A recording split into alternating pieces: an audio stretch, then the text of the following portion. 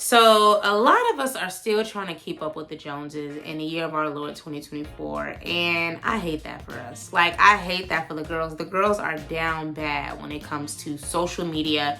And social media and all this influencing is keeping a lot of folks broke. And if I'm honest, like, a lot of your faves really ain't got it like you think they do. So, like, I really don't want that outcome for you. Like, I feel like if you are watching this video, you are a part of the Maximize Money gang. And we are about spending wisely, saving smart, and growing our money so that we can do more of the things we love without trading our time for it. And so in this video, I'm going to highlight, first step is awareness, okay? I'm going to highlight 3 high-cost items that are keeping you broke.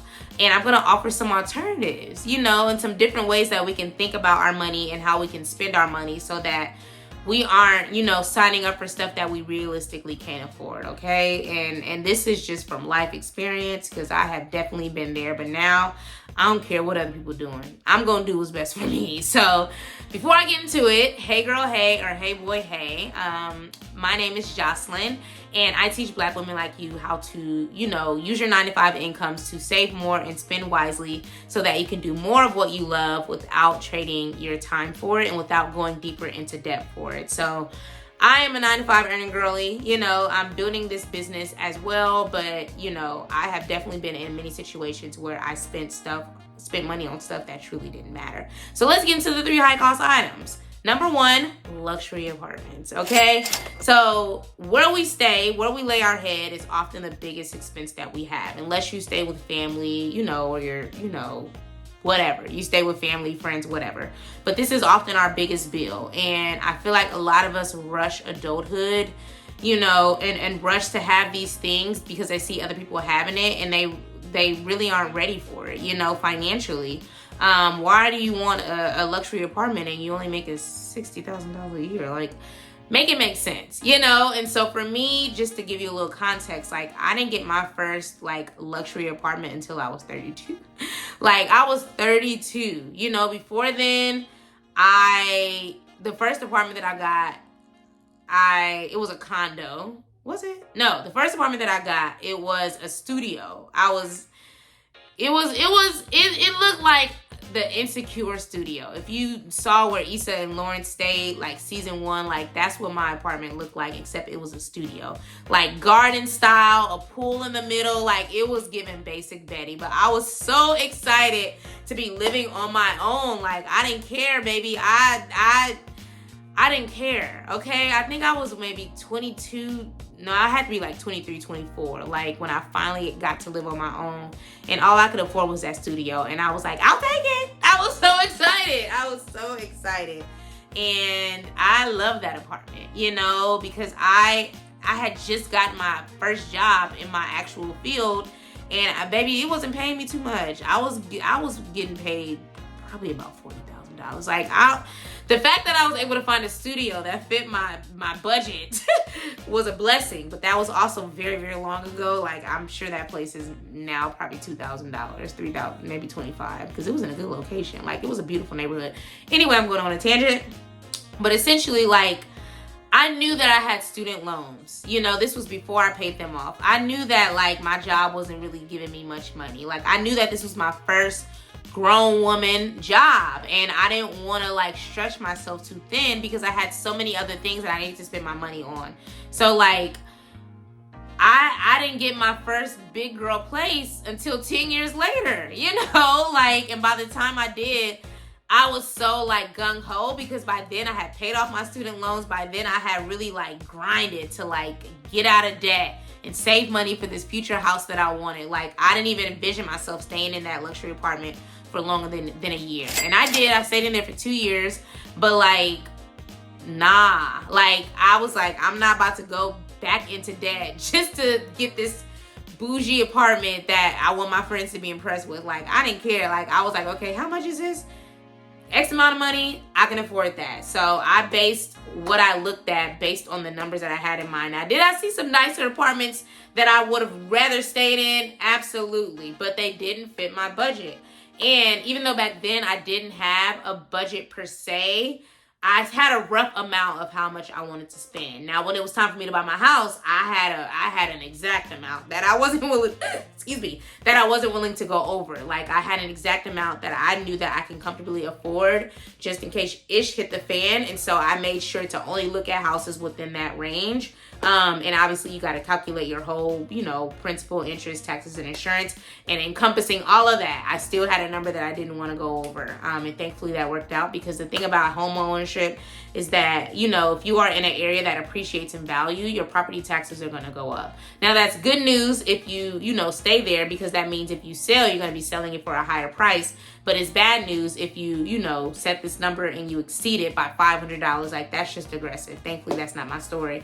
But just know that, as your home appreciates, which means that it, grows in value from a numeric perspective, you're often going to have to pay, because of that in taxes, because of the area is more affluent, if you will. And then the cost of homes also increases, over the years. So a house that you saw that was built in 2005 for $200 is not going to be, the same house in 2024. It's the building materials increase, everything increases. So you're going to be paying a little more in insurance as well. But I don't mind that, because like I said, I aim low when it came to the number that I had, knowing that these things would happen. I had a really good agent. I did a lot of research on this, so it wasn't a shocker to me. But luxury apartments got y'all in the chokehold, and a lot of y'all can't afford it. That's the black bottom line. Now, I'm being honest. I love you. I'm your financial big sister. And I'm going to tell you when you're not making good decisions. So what I recommend is to, number one, download my 9-to-5 spending plan, which I created specifically for my 9-to-5 earning girlies who want to save more and spend wisely and just have a better understanding of where their income is going, so that they aren't overspending, and that they're doing things that they can realistically afford while paying their bills and any other, responsibilities that they have. That is linked below. It's downloadable for free in the description.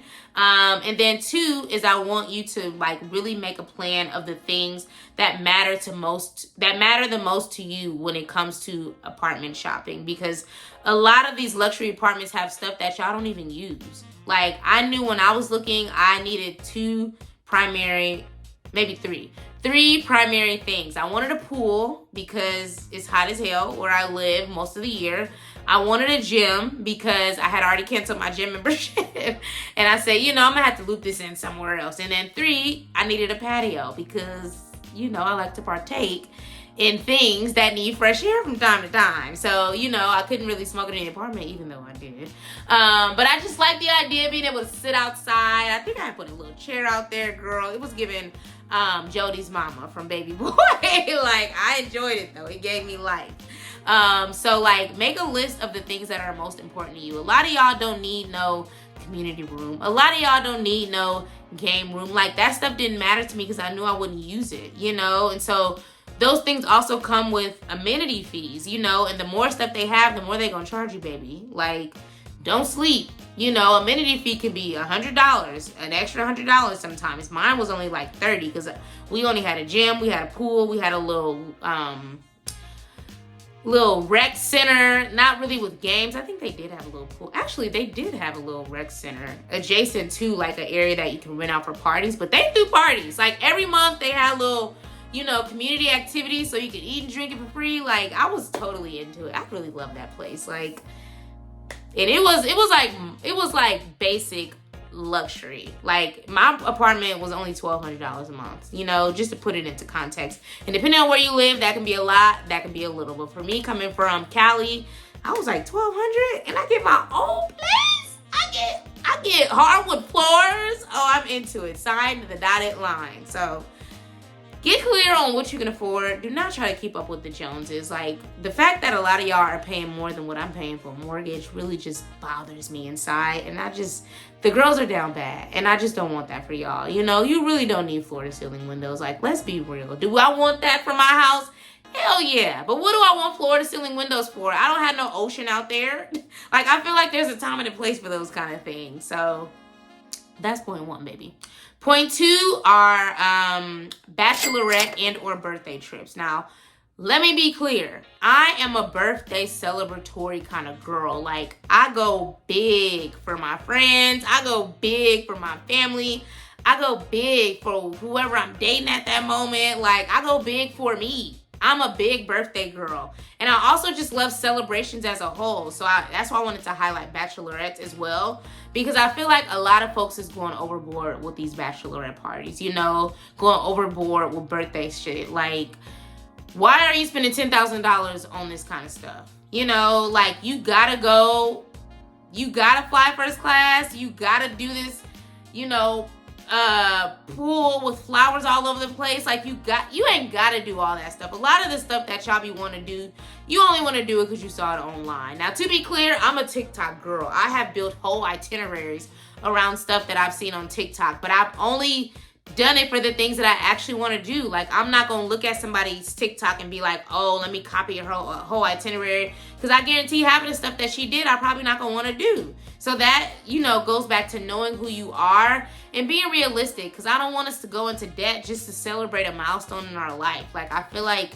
that's the beauty of spending plans. And mine is linked in the description. Like, I make room in my income for my birthday. It don't change from year to year. It's the same time.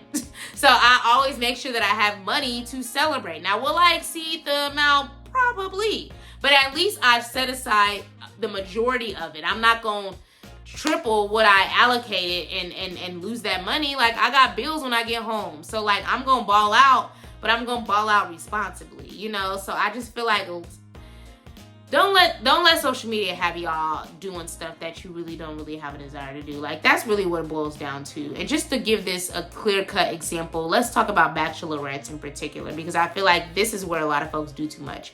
I do feel like for your birthday, you should go all out. Now, don't go all out and max out your credit card. Like, that's not what I'm telling you to do.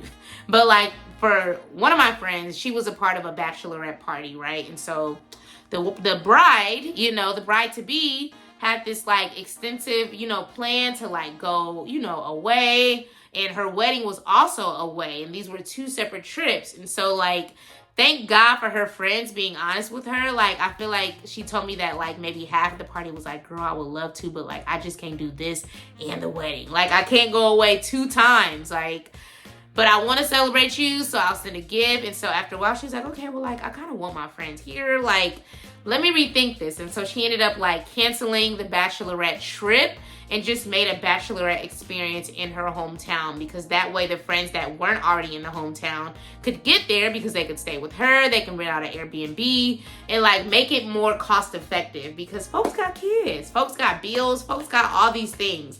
And I am no longer the girl who gonna go into debt just to celebrate a friend. Like, and I don't want any of us to do that. And so I love that her friend was like, you know what?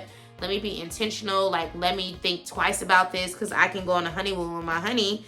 I don't know if she calls him that. That's, you know, that's what I'll call my future man who ain't here yet. But, like, I can go on a honeymoon with my future husband, you know, and I can also make sure that my girls are there for my actual wedding, which is more important than my bachelorette party. So I love that she made that executive decision and did what was best for the greater collective, because she just could have just been selfish and took the other half that could go.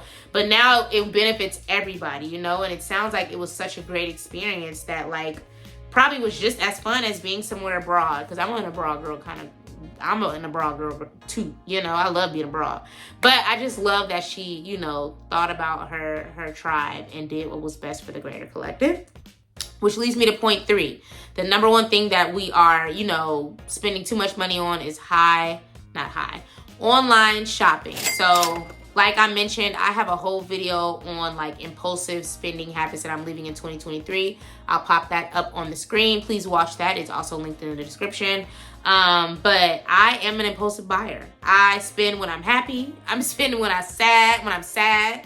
I spend if I've had a bad day. Like, if I had a meeting and people really piss me off, I may log in to Amazon. I may log into Shein, and don't let me have a trip coming up. I will order what I knew I needed with a few extras. You know, I'm human. And then I'll realize, you know what, actually, I need this. Or I see a little ad on Instagram I literally just did this. I saw this ad on Instagram. First, I saw it on my friend. Shout out to Kay. She and I both had this swimsuit. Well, she already got it, obviously, because I saw her in it. But when I saw her in it, I was like, oh my God, girl, that is in my cart on Shein. Like, I want that. And she was like, girl, get it. And the beauty about Shein is everything's about $10. But I knew that I was going on a trip, and I know that summer is coming, and I just knew that I would look hella cute in that swimsuit. So I was like, okay, girl, I gotta get the swimsuit. I'm gonna try to put a picture on it on the screen.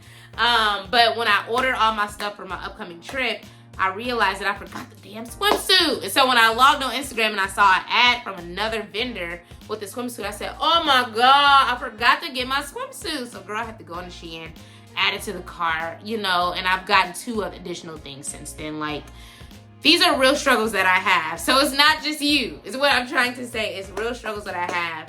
And I try my best not to spend, you know, aggressively on stuff that I don't need. So usually, like, I think last year when I logged in and I checked my Shein account, I had only did 2 big hauls, and they were like season adjacent. So like one was like summer, spring, and then one was like fall, winter. And when I started like scrolling back on like years before, I realized that I used to spend a lot of money on Shein, and now I've gotten a lot better. Like, doing those hauls from a seasonal perspective helps me to still be cute, you know, but also not feel, you know, pressured to just buy an outfit just because it's Saturday night, you know.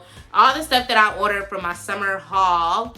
Should I do a haul? Should I do a video of my Shein finds, y'all? Comment below if you want me to do one, because I got some cute stuff, okay? Comment below if you want me to do a Shein haul. And I'll do it if y'all tell me. But anyway, the stuff that I bought, I'm gonna be wearing for the rest of 2024 and beyond, okay? And I got some trips planned. I got 3 more trips planned, and baby, I'm a rinse and repeat. I don't care if you saw it in place A, you gonna see it in place B and place C, because I ain't looking to impress nobody but me. If I look good in it and I feel good in it, I'm gonna wear it. And that's what the energy I want y'all to have. Don't feel pressured about repeating outfits. Like, who gives a damn? And if somebody paying that much attention to what you posting, then they ain't got a life anyway, okay? They looking at you living your best life on your vacation and saying, oh, she wore that last time? No, we don't want those kind of people in our lives. So online shopping, get a handle on it. And like I said, if you know that you want to look fly and get new-ish from year to year, I'm not judging you. But the beauty is that you can create hauls and maybe do it on a seasonal basis. Like, that's been really beneficial to me. And like I said, I repeat outfits. I don't care if you saw it 10 times. If I look good in it, I'm going to wear it again, okay? And somebody going to compliment me again. And I don't even need the compliments, but I appreciate them. So that is 3 things that are, you know, high cost that are keeping you broke, you know? So I want us to do better.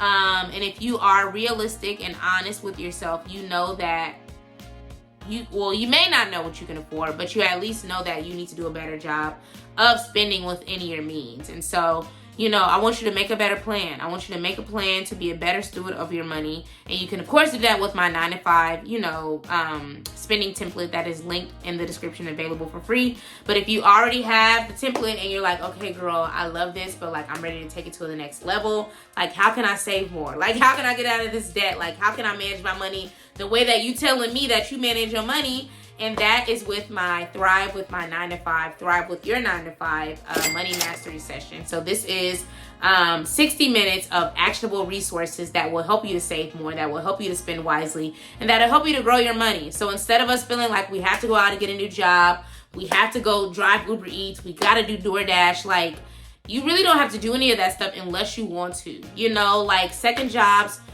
aren't always going to solve your problems if you already have a spending problem. Like, you can make all the money in the world and still not manage your money well. And that's just not what I want for us. I want us to get more money, but I want us to be a better steward of the money that we already have, so that when the surplus comes, in Jesus' name, you know, we're not just blowing it on unnecessary ish like these 3 things that I just highlighted. So that I created it specifically for my 9-to-5 earning Black women, you know, who are tired of overspending, who want to make their money grow, and they want to do it in an easeful way, because we do all work. We got family, we got kids, we got all these things. And so I don't want you to work for any additional money that you have. And unfortunately, our salaries are not changing, but our habits can. And I think with my I know with my Thrive with Your 9 to 5 Money Mastery session, at the end of those 60 minutes, you're going to be eager to like set stuff up and explore the tools that I highlight, because I use these. I encourage my clients to use these, and they have seen so many shifts in their mindset. They've seen so many shifts in their money, and I just love to see those aha moments. So again, we work hard on our jobs, you know, and it is time for our money to work for us. So depending on when you watch this, it is either already available or you can sign up for early access. And if you do sign up for the early access, you get an additional module with some special information that I don't even want to detail because I don't want to ruin it. But the Money Mastery session launches officially on April 1st. So again, depending on when you see this, it's already available to purchase in the description, or you can sign up for early access and you will get a special gift, an added bonus that will be only available until April 1st. So thank you so much for watching. Please comment below and let me know which one of these you resonated with the most. And let me know how you're planning to tackle your money moving forward, because we're not making bad decisions as often in 2024 as we used to in 2023 and above. So see you on the next video. Peace.